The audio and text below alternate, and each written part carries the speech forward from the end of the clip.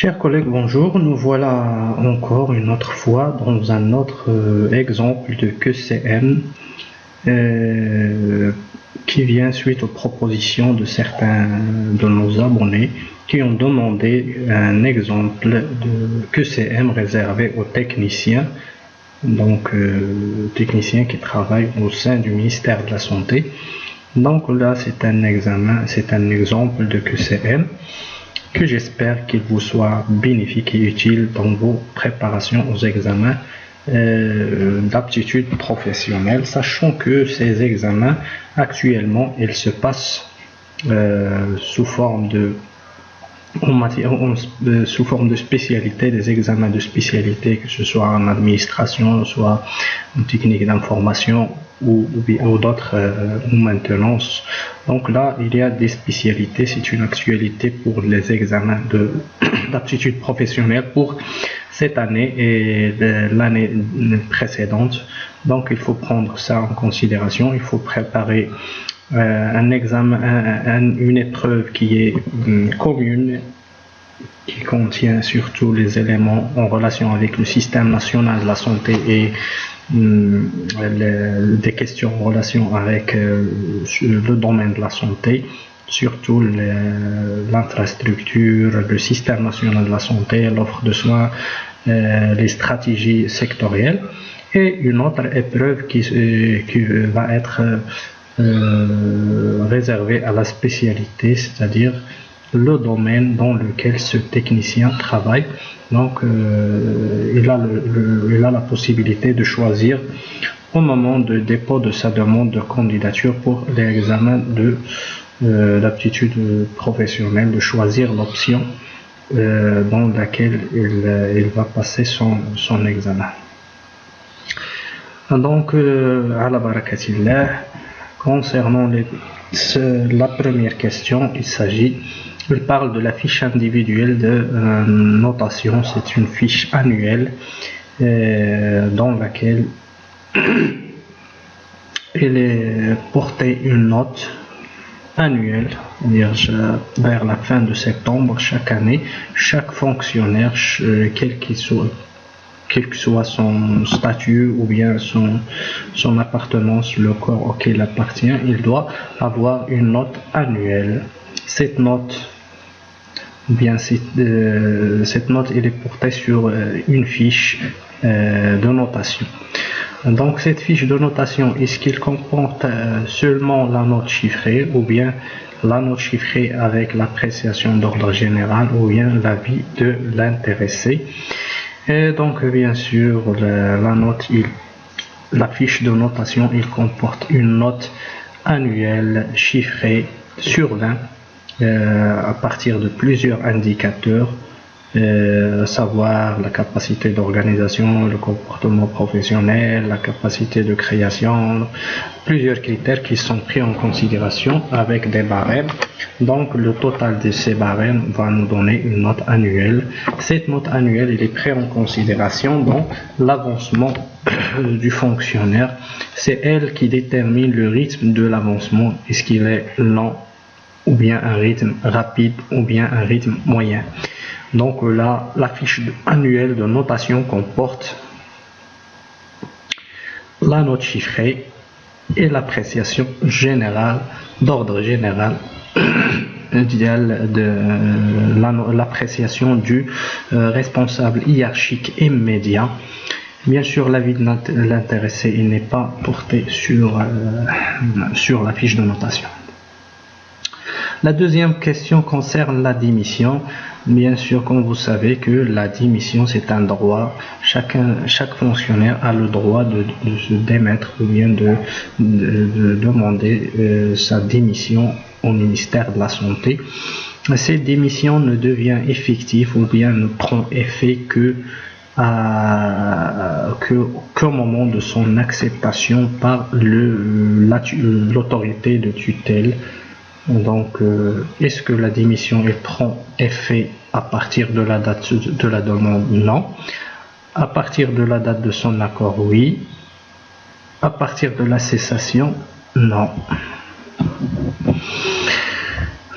L'avancement d'échelon s'opère Donc la troisième question concerne l'avancement échelon. Donc l'avancement, chaque fonctionnaire a droit d'avancer dans les échelons et dans les échelles, ou bien dans le grade ou le cadre.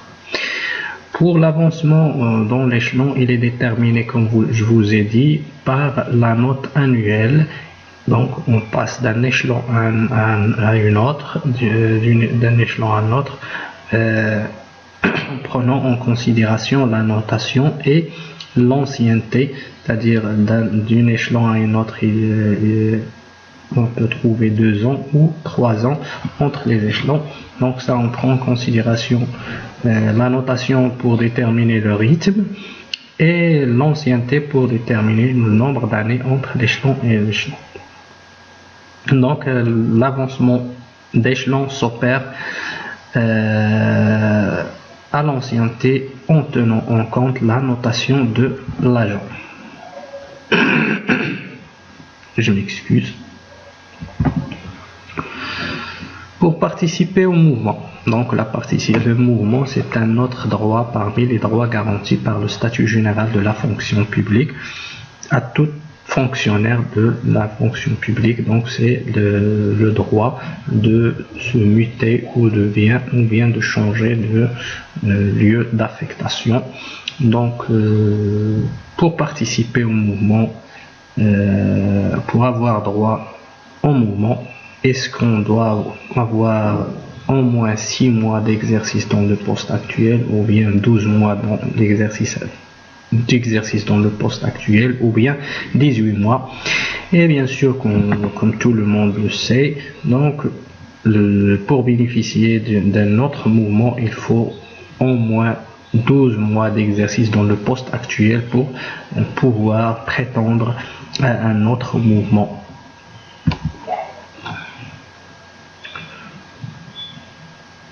Donc 12 mois, j'ai dit 12 mois d'exercice, c'est pas 6 mois.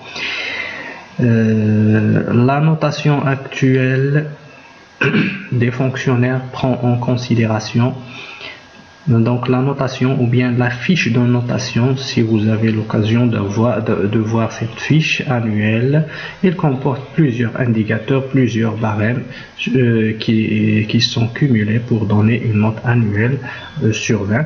Donc les indicateurs ou bien les critères pris en considération dans cette notation, est-ce qu'il s'agit du rendement du fonctionnaire, la capacité de l'organisation ou le comportement professionnel? Et bien sûr, cette grille de notation, il comporte ces trois critères en plus d'un autre critère, c'est la créativité ou l'esprit d'initiative chez le fonctionnaire. Donc je passe. Le pouvoir disciplinaire appartient à l'autorité qui détient le pouvoir de nomination. Donc là, pour la sanction ou bien pour sanctionner un fonctionnaire, ce pouvoir il appartient au ministère de la Santé. Bien sûr, c'est le pouvoir qui a le pouvoir c'est l'autorité qui a le pouvoir de nomination. La direction centrale, non, la direction régionale, donc c'est pas l'autorité qui a pouvoir de nomination. Donc en cas de suspension d'un fonctionnaire, sa situation administrative doit être réglée avant 4 mois, bien sûr, donc selon le statut général de la fonction publique.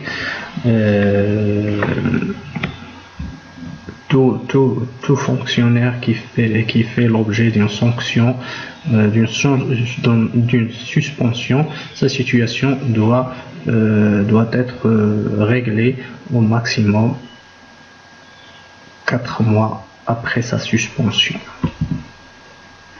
Les fonctionnaires stagiaires sont assujettis au régime de pension civile.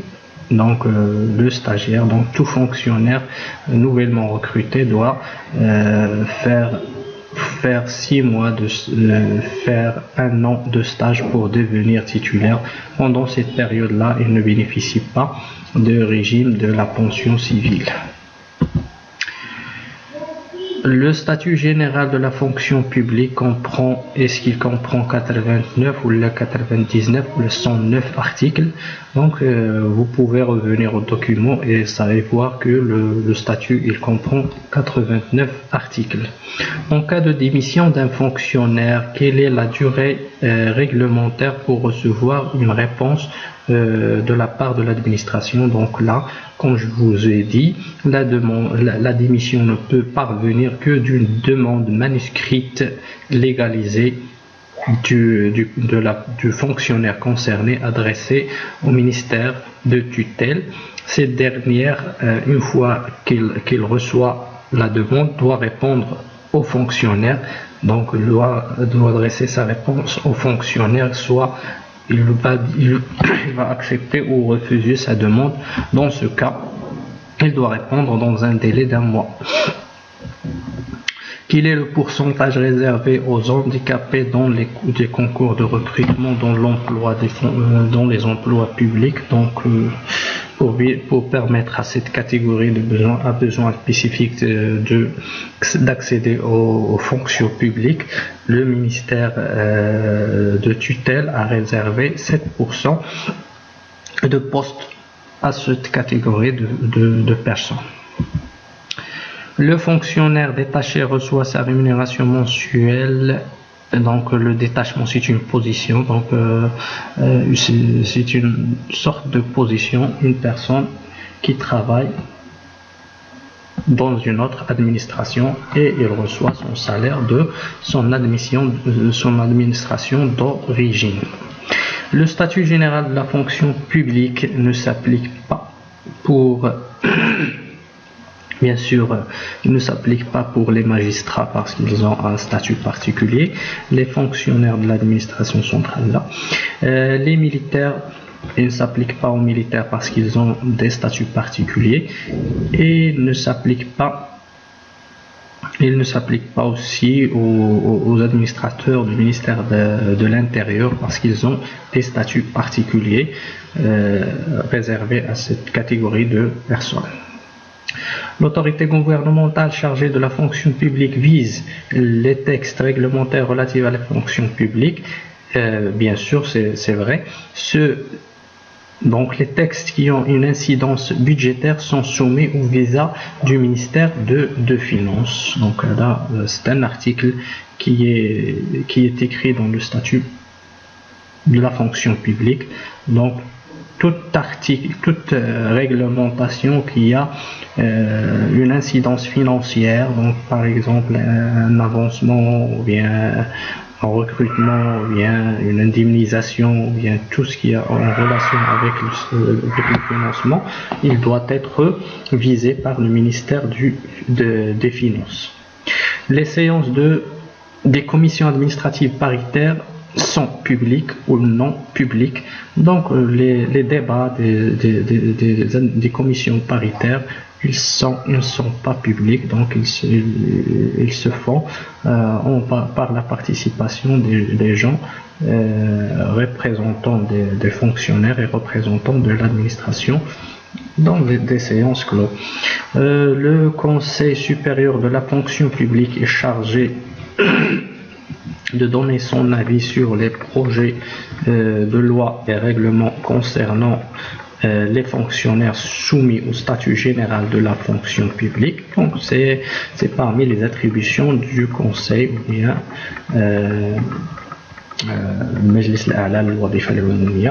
donc c'est parmi ses attributions, c'est de donner son avis sur les règlements concernant les personnes soumises au statut général de la fonction publique. Donc c'est vrai, et il a comme mission aussi de proposer toute mesure susceptible d'améliorer le système de gestion des ressources humaines.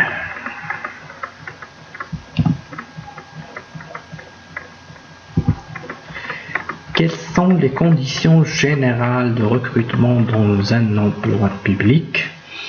Donc les conditions générales, donc la nationalité, donc l'accès à la fonction publique n'est permis que aux ressortissants nationaux, donc toute personne qui n'a pas la nationalité marocaine, si on parle du Maroc, n'a pas le droit d'accéder à la fonction publique. La jouissance des droits civiques et de la bonne moralité aussi, donc toute personne qui a les Sawabir, donc qui a fait déjà qui a été sujet d'emprisonnement, donc il n'a pas le droit d'accéder. C'est pourquoi on demande au moment de recrutement le casier juridique et qu'on fait lâcher. L'appartenance religieuse, non. Donc là, si on parle de l'appartenance religieuse, donc on tombe dans la discrimination. Cette discrimination est interdite par la loi. Donc là, on ne fait pas de discrimination, on fait pas de distinction, que ce soit sur la langue ou la religion. L'essentiel, c'est d'avoir les conditions requises, exigées par le statut général de la fonction publique. L'aptitude physique, elle aussi, il est demandé, donc le fonctionnaire doit être apte physiquement, et comme vous le savez, avant les séances d'affectation, tout fonctionnaire admis dans une fonction, il fait l'objet d'une visite médicale d'examen pour s'assurer de son aptitude physique. Le statut particulier des techniciens fixe les modes de recrutement, les modes d'avancement et l'âge d'admission à la retraite. Donc, tout statut particulier, il détermine les modes de recrutement, les modes d'avancement et l'âge d'admission à la retraite. Le fonctionnaire stagiaire ne peut être titulaire qu'après l'accomplissement d'un stage dont la durée et les modalités sont fixées par le statut général de la fonction publique. Et les statuts particuliers du cadre auquel il a vocation à la titularisation. Le conseil de discipline décide de la sanction pouvant être infligée ou propose la sanction à être infligée à l'autorité ayant le pouvoir de nomination. Donc une fois le conseil disciplinaire est tenu, donc il prend la décision et en concertation avec tous les membres du conseil, il prend la décision de la sanction pouvant être infligée,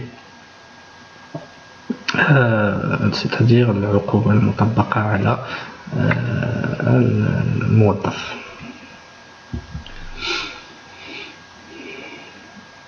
Donc un échéancier permet donc là ce sont des questions qui sont en relation avec l'administration. Si vous faites la filière d'administration, donc ce genre de questions tombent dans les examens, donc il faut les prendre en considération.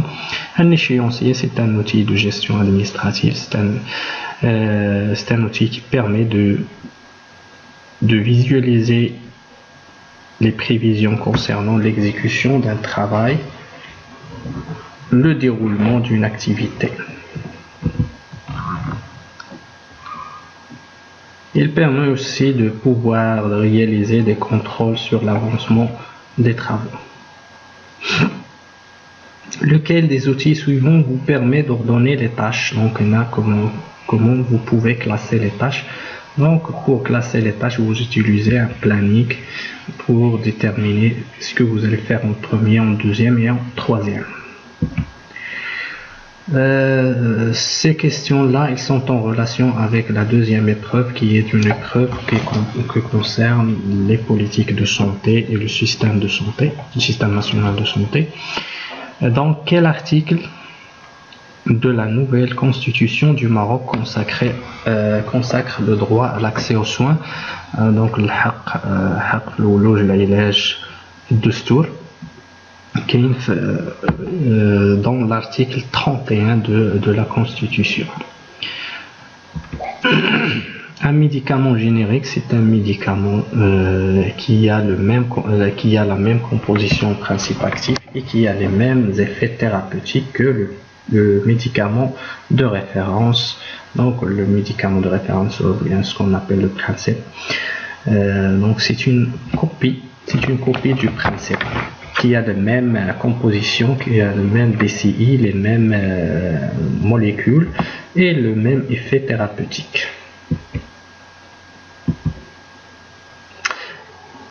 Le système de santé et l'offre de soins est déterminé par la loi. Donc la loi qui organise l'offre de soins et le système national de la santé, c'est la loi 3409. L'offre de soins ou l'ard sihi est composée. Donc vous allez chercher le décret en relation avec l'offre de soins et vous allez essayer même la loi 3409, il a déterminé les composantes de l'offre de soins. Il se compose bien sûr des ressources humaines et les infrastructures sanitaires publiques ou privées, oui.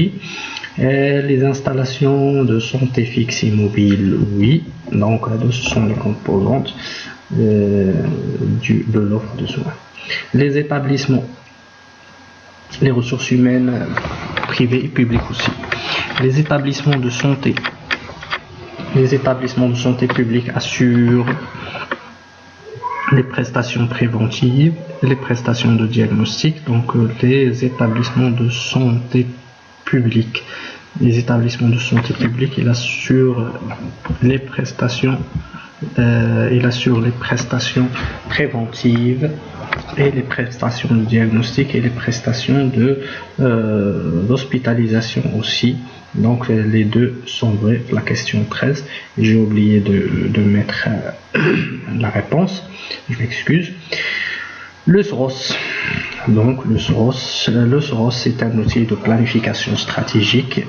Donc il permet de déterminer, d'assurer l'équilibre et l'équité dans la répartition des ressources, dans l'allocation des ressources, que ce soit les ressources humaines et les ressources matérielles et équipements. Donc c'est une référence pour l'allocation des ressources au niveau régional.